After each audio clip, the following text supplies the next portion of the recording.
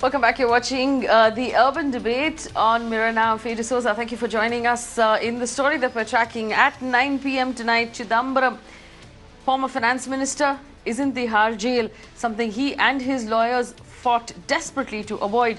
The former minister and senior Congress leader has been sent to Tihar Jail after a Delhi court accepted the CBI's plea to send him to judicial custody until the 19th of September. The court has allowed him to carry his medicines to jail. We understand that Mr. Chidambaram is diabetic and he will be kept in a separate jail given the fact that he has Z-class security. P Chidambaram is facing prosecution in connection with the INX Media money laundering case. In court, Chidambaram asked the judiciary why he should be sent to judicial custody. He offered to surrender to the Enforcement Directorate. He says he's being sent to judicial custody only to be humiliated. My colleague Meenakshi Bhanja joins me on the phone line right now. Meenakshi, this is obviously an extremely eventful case. This is a process which we are well aware of. I've gone through the same thing last year.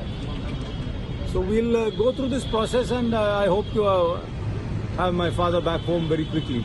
Because, I know what has to be done through the legal process, and this is how it works out. Unfortunately, after police custody for investigation, this sort of judicial custody follows. Even though I don't see any merit in the judicial custody, particularly for events which apparently happened 11 years ago, and they're still nowhere even close to filing a charge sheet.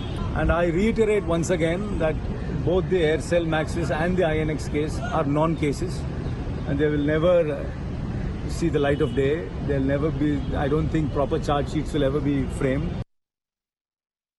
Well, my colleague Meenakshi is on the phone line with me right now. Meenakshi, could you tell us about the proceedings of what went on inside of that court? What arguments were presented by Chidambaram's counsel that were obviously trying to avoid Tihar as far as possible? Well, that's right, Faye. We have seen some dramatic developments happen throughout the course of today. And this insight about an Achilles heel of sorts by Mr. Chidambaram and his legal team was first showcased before the Supreme Court on the 2nd of September, when they pleaded before the Supreme Court as to how a house arrest kind of a scenario would be more viable in this case, because Mr. Chidambaram has answered already endless set of same questions which are presented to him. So that was the time we saw a marked shift as far as CBI strategy, legal strategy in court is concerned, and that pretty much continued till today. Because remember, in the morning, the Supreme Court permitted for the ED to interrogate Mr. Chidambaram in custody by withdrawing that umbrella of protection from a prospective arrest or a custodial interrogation. Yet, when the matter came up before the special judge, at around 3:30 in the afternoon, we saw the ED really did not press for a custodial interrogation forthwith. Instead, what happened was this way, that the CBI wanted for judicial custody of Mr. Chidambaram, saying that that is the due process now, and the judge should process the arguments pertaining to judicial custody so that he can be sent to Tihar Jail. So clearly, there was much more than what met the eye. But at the end of the day, because this is that kind of an investigation which has so many layers to it, and multiple forums have been invoked legally, from the Supreme Court to the trial court. Therefore, the judge has processed the arguments and found for now that it warrants a judicial custody of Mr. Chidambaram, which saw him be escorted to the Tihar Jail, where on his request he has been given a separate cell with a western toilet.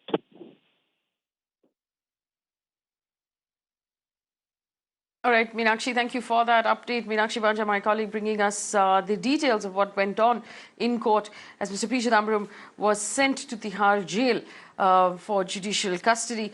I have joining me on the show right now, Mr. Kailash Vasudev, Senior Advocate with the Supreme Court. Mr. Vasudev, thank you for joining us.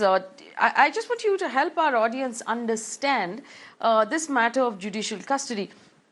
Chidambaram asked, why am I being sent to judicial custody? This is only being done to humiliate me.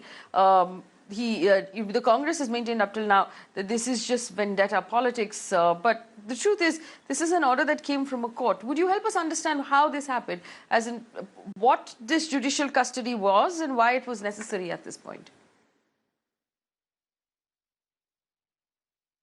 Good evening first, after a long time. See, the fact is this. The charges against the person, Mr. Chidambaram, are very serious. They come under the Money Laundering Act. They are also connected with a whole host of offences which fall or trigger in the provisions of the law. The Supreme Court has looked into this matter, gone into 53 pages order to reject the claim for anticipatory bail. There are two situations when you are charged. A, you can ask for anticipatory bail, or you can be released on bail after you surrender. Here, Mr. Chidambaram's plea was to get anticipatory bail in this very matter, which was declined by the judge of the Delhi High Court. The Supreme Court has affirmed that position. Normally and in normal circumstances, when offences involving economic charges, I use the word economic charges deliberately, I don't say offences, which also include money laundering, require investigation. No court will easily grant bail, and the Supreme Court is right in saying it is only in exceptional cases that anticipatory bail is granted when these kind of charges are made. So therefore, the Supreme Court order rejecting anticipatory bail, which is rejected by the single judge, is within the purview of the law and not outside.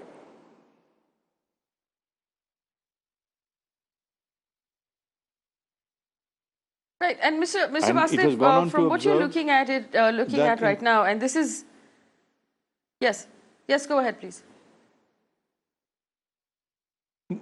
No, I was saying another thing. You see, the Supreme Court in the last few lines says that he is entitled to take such remedies as available to him at law without being influenced by the observations made in the order rejecting anticipatory bail.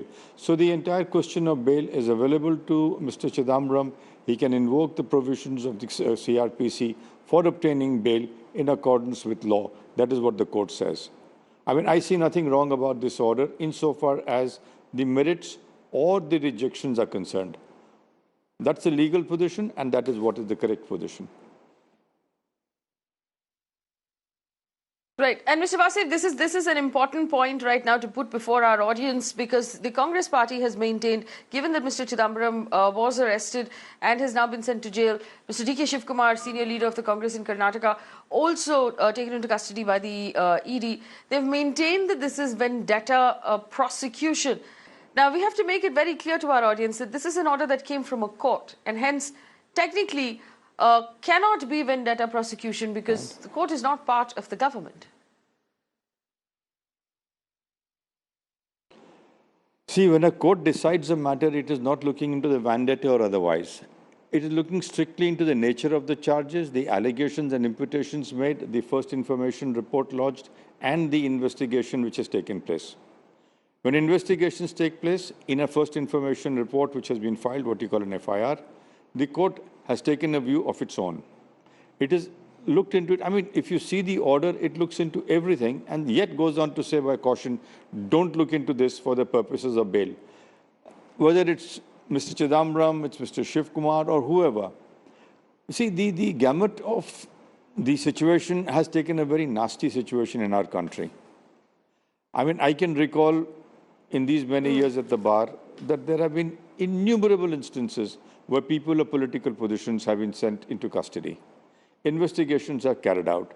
CBI cases, you have seen, I mean, I don't want to take names on a show like this because it's not right, but chief ministers, cabinet ministers, ministers of state, senior government officers who have been involved in allegations or imputations of charges of economic offences or under the Prevention of Corruption Act, why shouldn't they go into custody?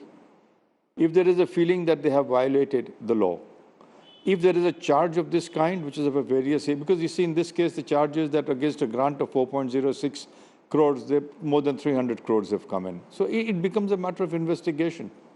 If it has happened maybe dozens of years ago, if it comes to light today, investigate. The FIR is filed in 2017. What is wrong about an investigation of this kind? We have always said in our country that corruption is now breeding all sorts of infections.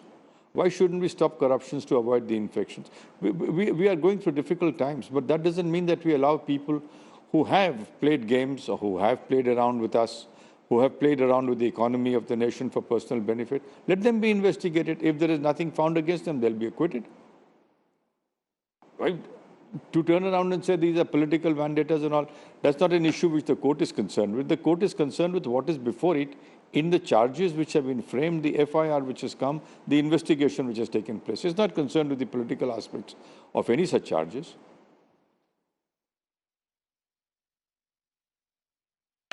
Absolutely, Mr. Vasudev. Thank you so much for making that very clear for our audience this evening. That Mr. Vasudev telling us very clearly that the decision to send Mr. Chidambaram to judicial custody is within the purview of the law. The law has been followed in this particular case, and the argument the point that this is vendetta prosecution by the Congress party doesn't hold, because in this case there is a court making the decision and not the government, and hence it cannot be called a political decision. Moving on to a case, while I thank Mr. Vasudev for his time, we move on now to the story we've been tracking on the channel for a very long time, and we'll continue to keep a close eye on it, the story of Aarey. My colleague Amita has brought up a very interesting document.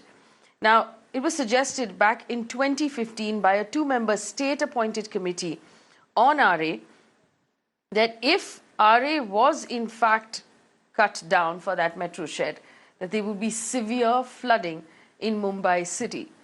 Severe flooding like we saw yesterday. Is this something that we can afford to have done? Let me bring in Amita Balchandra, who is bringing us this story this evening. Amita, what can you tell us about that two-member state-appointed committee's report?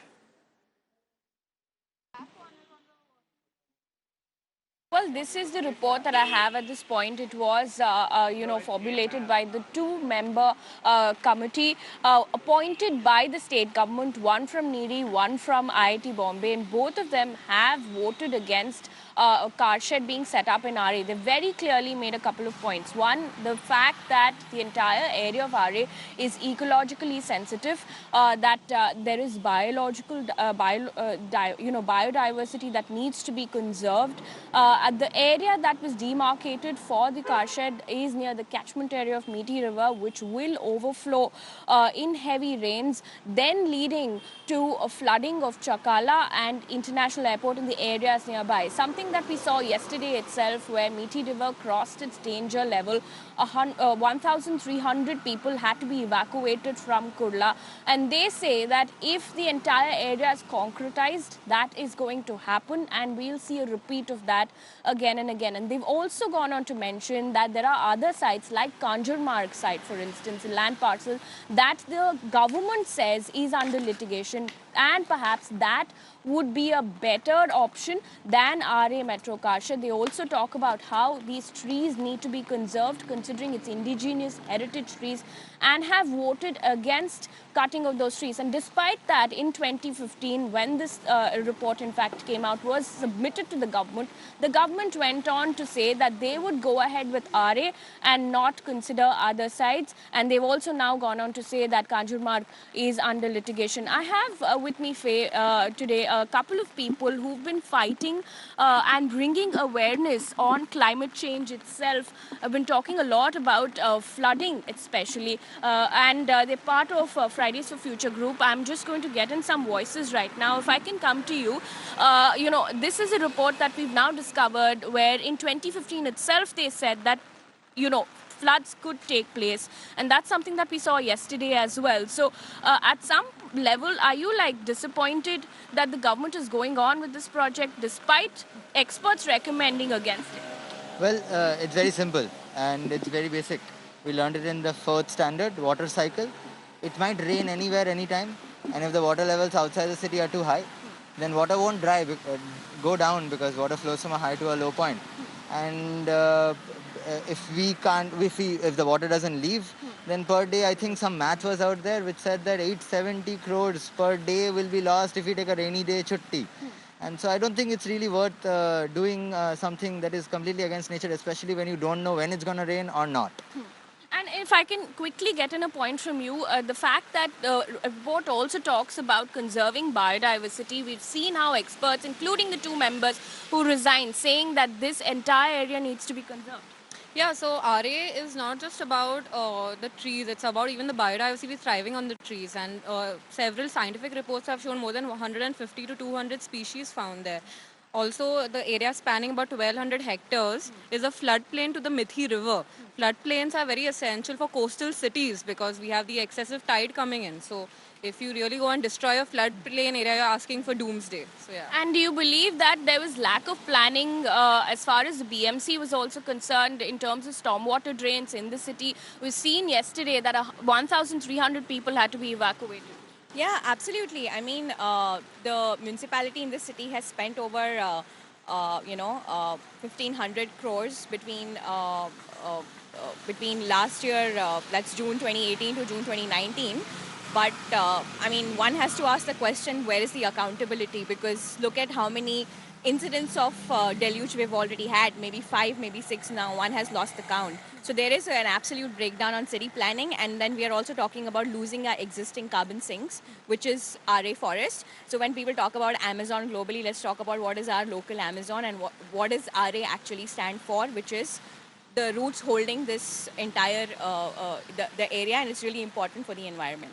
And will you continue to fight for climate change? The fact that, now the government is going ahead with this particular project, not acknowledging the fact that experts have voted against it. Yeah, absolutely. I mean, we can't stress how much the local issue is connected to the global issue, you know. As she mentioned, the roots hold the land together, and when they're not there, flooding is bound to happen. And this is going to destroy the futures of our children, of the people from Aarey. Like, the people on the frontline communities are always the one that suffer the most. So nothing is going to stop us from fighting for the environment, and we are trying to build up a movement of movements, just try and get everyone together, because if we don't act right now, we will never have the chance to act again. And if it's not us who acts, then who is going to act? Okay, so a very important point made by the young person there. All of these people are really young. They're really talking about how, the government shouldn't be going ahead with this project, because clearly experts believe that they shouldn't. All right, Amita, thank you so much for bringing us that update. Of course, my colleagues at Mirror Now, Amita, Apeksha, Neha, Kulkarni, have spent the better part of the last week standing out in the rain with those who are protesting against the cutting of these trees. And they've been putting in such a lot of effort into doing a good job on this story. It makes me very proud to be their colleague. Amita Balchandra there bringing us the story on the Save Aarey report that was submitted to the state government in 2015 that suggested that if these trees were in fact cut, that Mumbai would face severe flooding. Joining me on the show right now, we have Amrita Bhattacharjee, founding member of the Aarey Conservation Group, Shana NC for the BJP, Priya Narayan Mishra is a homemaker and also with the Aarey Conservation Group, Yash Marwa, and Nishant Bangera is an activist with the Save Aarey group. We're going to try and bring in as many voices and understand why so many people have a problem with this. And let me start with voices that we haven't heard up till now. Nishant, you first. Tell us why you find this worrying. आपको क्यों लग रहा है कि ये पेड़ काटनी नहीं चाहिए? Well, we all know by now that this is a fact that the Aarey area that we are talking about is the catchment area, is the floodplain of Mithi River. We don't even have to actually predict or forecast that any disaster can happen. We're talking about what has happened last week. And if we are ignoring all of that and going ahead with this, the state government is actually giving out a message saying that, listen, we are going to keep destroying. We do not care how many people will have to be evacuated in the future, how many lives will be affected. We see that concretization of Bombay is not letting the rivers flow naturally. The water's coming out. It is taking over the city.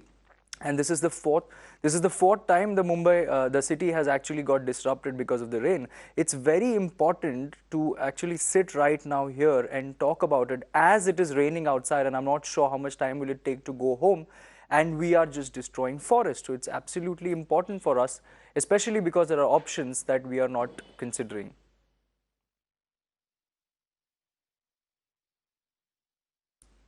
Well, I also want to ask at this point Priya Mishra, who joins us. Priya ji, why do you believe that these trees should not be cut?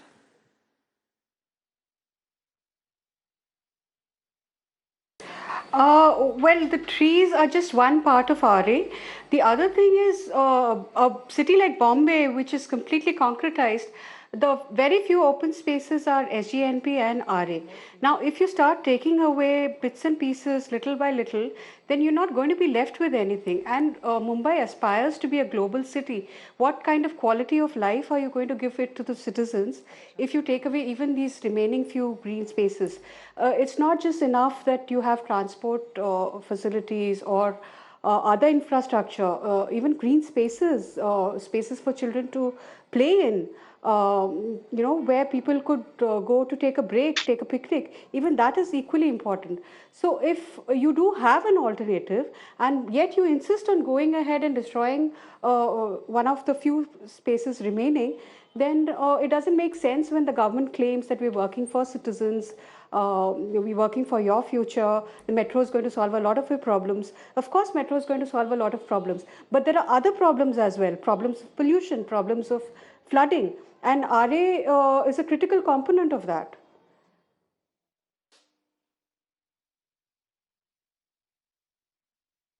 Well, I want to bring in Shaina NC at this point. Shaina ji, it's difficult, actually impossible to deny that there was in fact a report that was submitted back in May 2015 by a state government appointed technical committee where two of the experts said, and I quote, if Aarey were concretized, excess rainwater will run off into Mitti, leading to flooding at the airport. If the car shed is constructed, the water retention capacity of the plot will be lost. Now, given the fact that just yesterday you and I were talking about the flooding that we face, the rainfall that we face, climate change that we're facing in the city, can we afford this? Yes. Okay, so Faye, please allow me just a 1 minute sum up. As you know, we run an NGO called Mumbai Maji Ladki. My father, the late Padma Shri Nana Chudasma, has championed the cause of planting saplings, trees all across the length and breadth of Mumbai for over 28 years. The reality is that